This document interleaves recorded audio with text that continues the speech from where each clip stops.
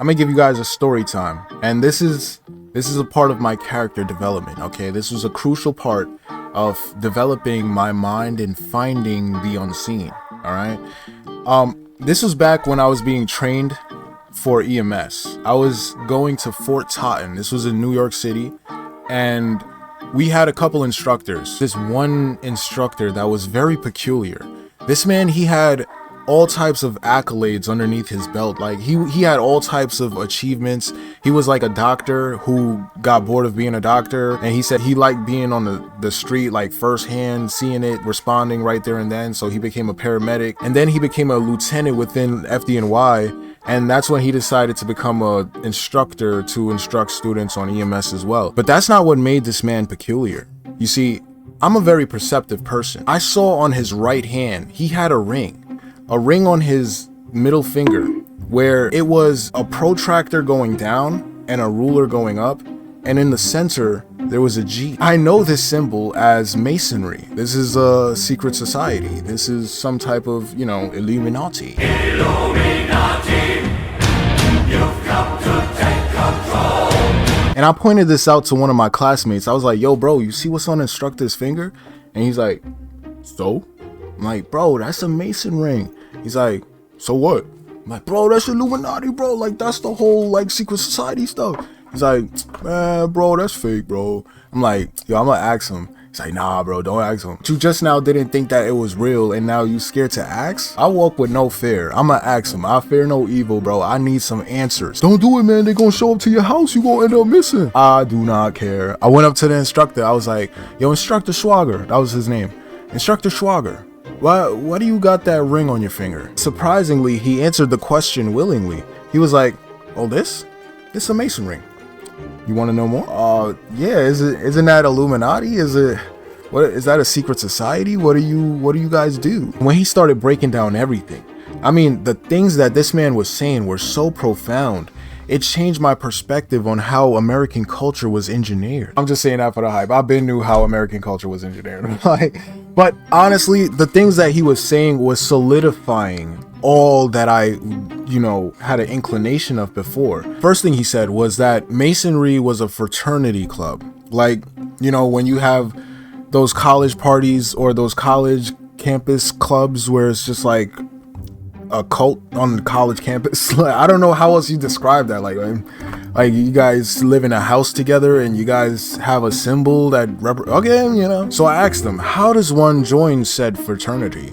And he said, well, you have to be over 21, you have to be a male, you have to believe in God, and you have to be invited. And I jokingly said, can you invite me in? And he was like, are you 21? I wasn't 21 at the time. But if he did invite me in, listen, I would have worked as an insider, documenting everything, okay?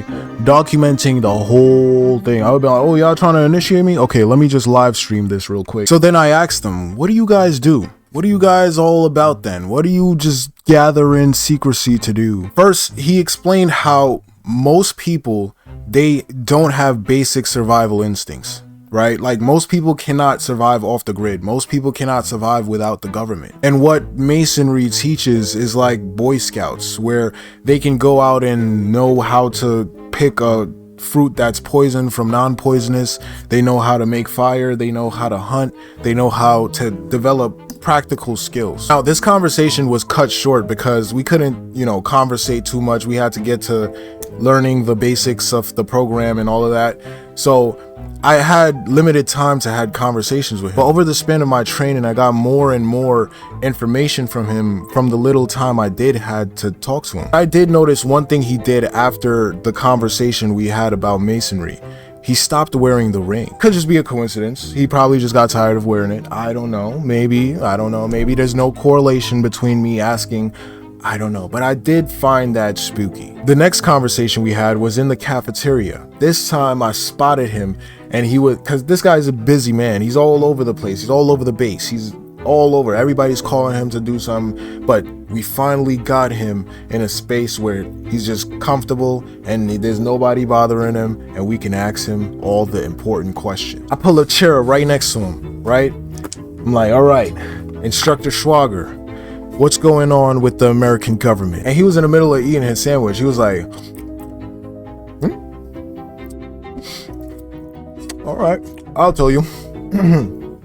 Well, there's a difference between Western medicine and Eastern medicine. He said how Western medicine only focuses on curing the symptoms, and they only do that because there's money to be made in selling the cure. This time there was a bunch of classmates around because we were stirring up an interesting conversation that people just had to come over and listen, right? And one of my classmates asked, so over here they love when we get sick to make money off of us? And the instructor was like, not ideally, but it works out for them. Not for you, but for them. Like, wait, hold on. Who's them? Because right now I'm thinking you them.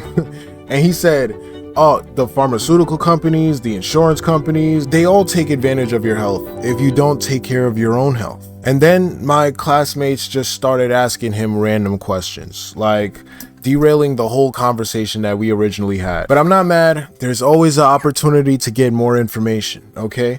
So I stayed rhyming and stayed writing. The next cipher, best believe somebody's playing the pop. The next time I had some time to question him, he started talking to me about Eastern medicine, the Eastern medicine that he was studying, which was some Chinese acupuncture pressure point system within the body. He even said how you can look at your tongue and diagnose your health. Keep in mind, this guy was a doctor, he's a medic, and he was a professor. And he's talking this, what would be considered woo-woo information. Then I asked him, of course, about psychedelics. You know, what do you think about accessing new dimensions of your mind? This was around the time I was heavy into Terence McKenna's lectures, so that was on my mind, psychedelics. He had the typical boomer response, it's a toxin, okay? When you take a mushroom, a wild mushroom, and you eat it and you're inebriated, you're intoxicated, and that is, it's poisoning your system. Anyways, what he said about Eastern medicine is that it's a lifestyle practice, and with Western medicine, it's more like a short-term fix, where you feel the effects of the problem right there and then, and just so that you can get rid of the feeling, you take medication. Our conversations were definitely eye-opening, and it made me understand that if I am not the captain, then who is? Thank you guys for listening to that little story time. I appreciate you sticking around for this long. If you want me to go deeper into the whole masonry, secret society stuff, let me know what you think down below.